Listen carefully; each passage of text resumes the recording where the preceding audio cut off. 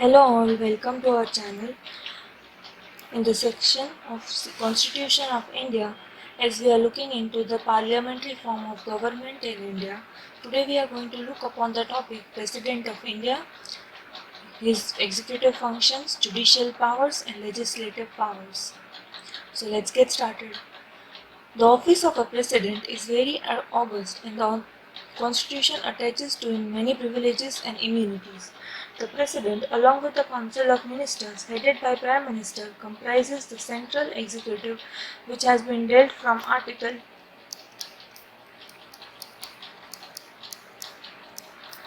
52 to 78 of the constitution. The president is the head of state and former executive. Head of state and former executive. All executive actions at the center is expressed to be taken in his name. This power has been granted to him under Article 53 of 1, which states that the executive power shall be vested in the President and shall be exercised by him directly or through officers subordinate to him. The President of India is the head of state and the first citizen of India and the supreme commander of the Indian Armed Forces. In theory, the President possesses considerable power. In practice, the President's role is comparable to those of a constitutional monarch, and indeed the office replaced that the British monarch that was represented by Governor General upon India's independence. The Constitution only formally vests function in the hands of a president. In reality, he has no function to discharge his discretion and of it or his individual judgment. He has to act on ministerial advice, and therefore the Prime Minister and the Council of Ministers constitute the real and effective executive. The office of the President is created by Article 52 of the Constitution, and the matters of election are depart from Article 54 to 60 of Constitution. The President is elected by the method of indirect election, that is, by electoral college consisting of elected members of both houses of parliament and of state legislative assemblies. The method of indirect election was emphasized the ministerial character of the executive, that the effective power resides in the ministry and not in the President as such.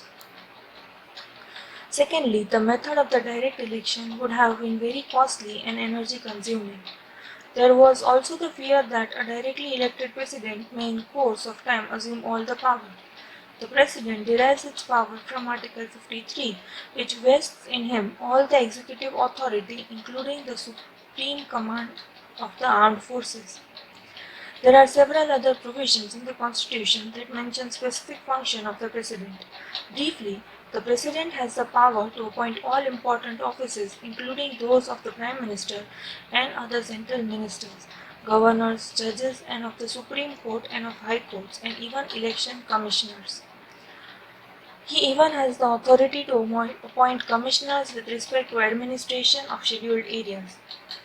Most importantly, the President is vested with wide powers during emergency under Article 352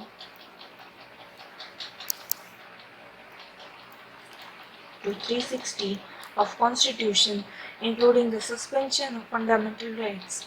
Moreover, every bill comes to him for his assent and can either refuse to give him his assent or send it back for reconsideration. Power of President can be classified as executive functions, legislative functions, and judicial functions. So let's see one by one. First is executive functions of a president. The exercise of executive power of union is the function of president. A primary function of the executive is to administer and execute the laws enacted by parliament and maintain law and order. However, the executive function cannot be limited to this, and a modern state is not expected to confine itself to a mere collection of taxes. Maintaining law and order and defending the country from external aggression, the executive operations over a large area and discharges various and complex functions. The central executive is entitled to exercise executive functions with respect to all those subjects which fall within the legislative sphere of Parliament besides executing executive functions which are exercisable by the Government of India under any treaty or agreement.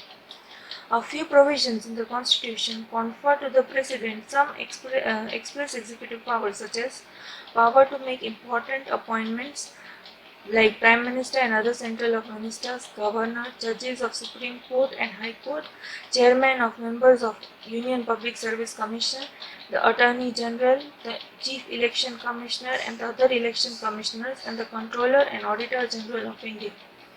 He also has the power to appoint various commissions like the Finance Commission, National Commission for Scheduled Caste and Scheduled Tribes, power to enter into contracts on behalf of Indian Union, power to issue directions to state in certain circumstances. Besides the above, the executive power of the Union is also vested in the Union in accordance with Article 53. The executive power may be exercised either directly or through officers subordinate to him in accordance with the Constitution. However, a dispute exists with regards to this power due to the absence of definition of term executive power in Constitution. The executive cannot act against a statute or exceed in statutory powers. If there exists a law on that particular matter, the executive is bound to act in accordance with it. Next is judicial powers. The central executive is empowered to appoint judges of the Supreme Court and the High Court under Article 124 of 2 and Article 217 of 1 respectively. Another important judicial power vested with President is power to pardon under the Act. Article 72 lays down the cases and the President has the power to suspend, remit or commute sentences in all cases where the punishment or sentence is by court-martial. In all cases where the punishment or sentence is for an offence against any law relating to a matter to which the executive power of the Union extends. In all cases where the sentence is a sentence of death. However, pardon should not be regarded as a matter of right. It is an act of grace. A pardon not only removes the punishment but also places the offender in the same position as he had never committed the offence. The effect of the pardon is to clear the person from all infamy and from all consequences of the offences for which it has granted and for all the statutory or other disqualifications upon conviction. The scope of power of President under Article 72 to commute a death sentence into a lesser sentence has been left upon by the court after observing that whether a case is appropriate to be sent for the consideration of presidential pardon depends on the fact and the circumstance of each particular case. Therefore, this power of the President can be subjected to judicial review in the court discovers malfide intention or political vigilance. The last one is legislative powers of President. The legislative power of central executive can be divided into heads of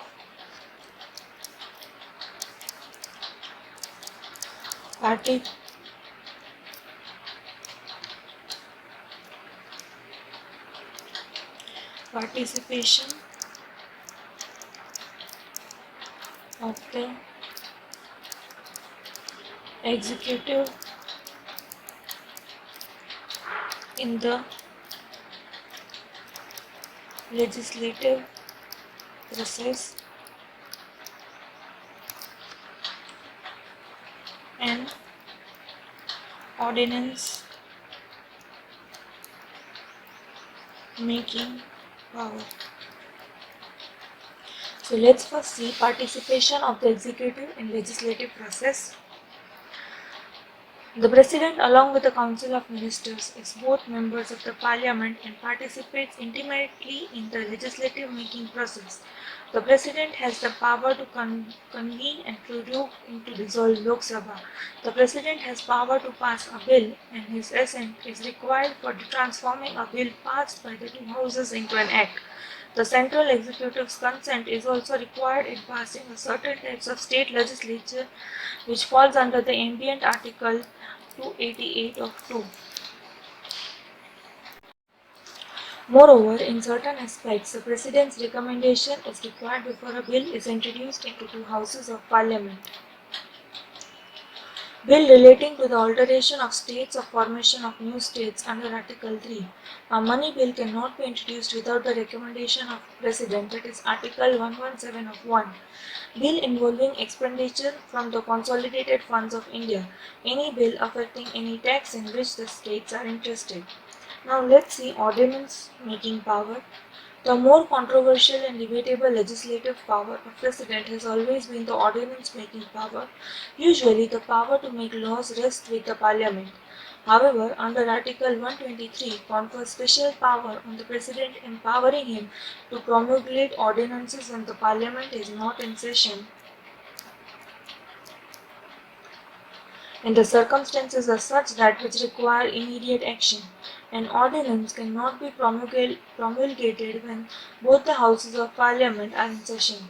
However, it may be passed when only one house is in session, and the reason being that a law cannot be passed by only one house and thus it cannot meet a situation calling for immediate legislation. This power, granted to President in the Indian Constitution, is unique and no such power has been conferred upon the executive in Britain or the USA. In justification of the inception of the ordinance-making power in the Constitution, Dr. B.R. Ambedkar said that there might be a situation of emergency when the Houses of Parliament are not in session. It is important that this situation should be dealt with, and it seems to me that the only solution is to confer upon President the power to promulgate the law which will enable the executive to deal with the particular situation, because it cannot resort to the ordinary process of law and because the legislative is not in session. Article 123 empowers the President to promulgate ordinance as the circumstances which appear to the require when both houses of Parliament are not in session. So this was all about the President of India, his executive, judicial and legislative powers. So thank you for watching this video. Please stay tuned for more such content to our channel. Also do like, share and subscribe our channel. Please press the bell button to get the latest video updates to our channel. Thank you.